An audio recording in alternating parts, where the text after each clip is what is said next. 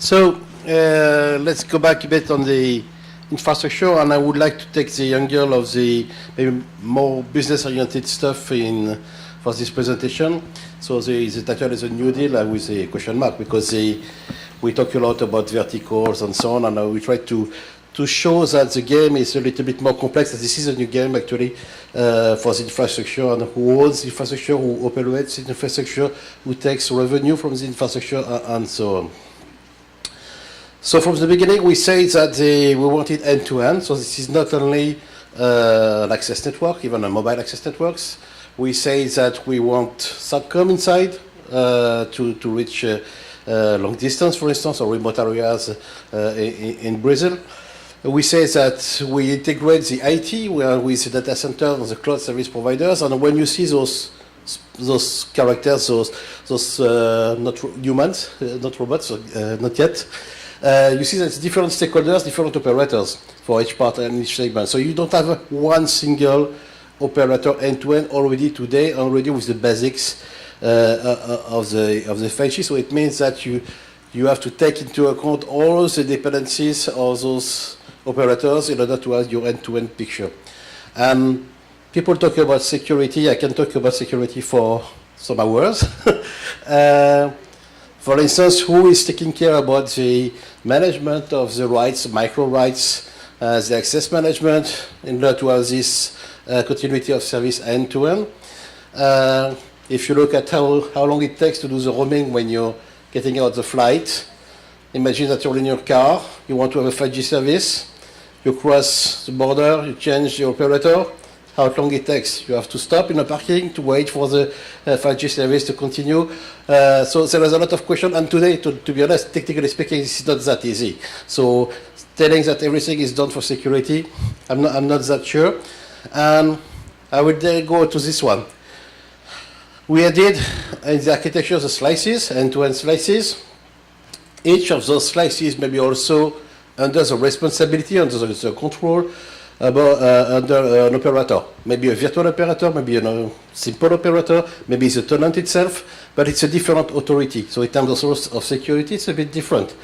I don't know if those guys from the slice are managing the rights of people accessing the slice, or is it still the SIM card, and is it only the SIM card which is telling what you have to do, the right to do or not. So a bit different. And coming back to one of the 5G assets in terms of technology, we are talking about softwareized, virtualized infrastructure. So the life cycle of the software, when you do an update or an upgrade, this over the air, for instance, in this type of infrastructure, if you have to demonstrate and to prove that you some safety regulation in some areas or some security, that's not that simple neither. So, and we didn't do that in the past because it was fixed. It was equipment that were fixed, and we didn't have this problem before. So we have this problem. And also introducing the mobile edge cloud with also different operators. There is no reason for an hospital, for a stadium, for whatever, for maybe some factory, and I'm going to be a bit provocative here, to depend on the telco. I mean, managing the rights of their employee, a company can manage it better than the telco because they know their employees. That's as simple as that. So they may want to do that. And not only for the rights, they want to operate and to manage the resources in a part of the slice or in this area, and not depending on one telco. And by the way, I remind that there is not only one. There is different service provider on this picture, and not only one. And now we are adding other stakeholders, the verticals. So you have a nice example of some of those verticals. I will take maybe some example on the left, because I know them because maybe also some advertisement from my company. In Thales, we are also providing solutions for rail signaling, for aircraft, and so on. So things which are really mission critical and sensitive to any failure or security issues. If you want to have, just to have the right, because of the regulation for the rail signaling, you cannot use today LTE except in one country. It's not just technical, it's just you don't have the right.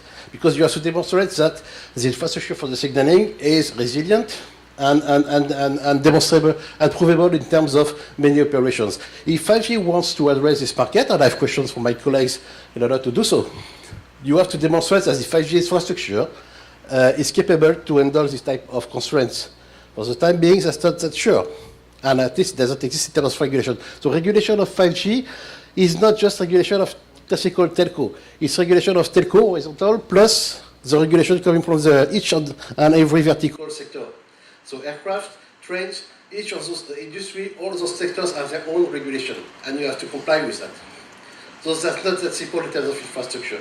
And the sharing of the infrastructure between all those stakeholders is leading to some problems, including in terms of security and liabilities. So just to observe that there are also the angle of migration. All the 5G infrastructure won't come in one day. So in 2GPP, you have this picture of evolution, but in general, if you consider all the resources that may be involved with the 5G infrastructure as a whole, you may have much more migration and also phases to handle with different properties in each time. Security, for instance, I already mentioned that if you degrade 5G to 4G or to 3G, you don't have the same property in terms of security. So the encryption is not the same, so the properties are different. So not everything is equal everything. So we have multiple connectivity, multiple waveform and so on, but you have to handle this as a whole and as a constraint for the whole services, end to end. So here's some questions maybe about the infrastructure. They just open questions for you. First of all, we discussed about very stringent needs, mission critical needs in some places, for some real time, for industries, for so on. Do we need to have those constraints everywhere? For sure not, because the need is not everywhere. So there were many examples today. So you need some, but you don't need it everywhere. So in terms of cost, clearly this is not the same. Then in terms of interfaces, in the past you had, in the network, we had UNI, NNI, and many of interfaces between the networks for horizontal and vertical integration. Here we are adding slices, almost the same problem as layers. So you need to have interfaces in order to communicate through the layers, through the slices to know what is happening. Because when I operate the slices on the top, and if it's a failure below in the physical infrastructure, how do I know? How do I handle that? From the security point of view, and I'm going to liabilities, who is in charge of the lawful interception? Where is the regulation for that? I didn't see much in many countries giving this type of scope. But the problem is concrete. If you want some tenants and industry to operate a slice, you have to tell them who is responsible of what. If there is a problem, if there's an attack, and the surface attack again is much more bigger than before, who is responsible and who is in charge of what? We say that we want to make it smart, and that's a very good idea.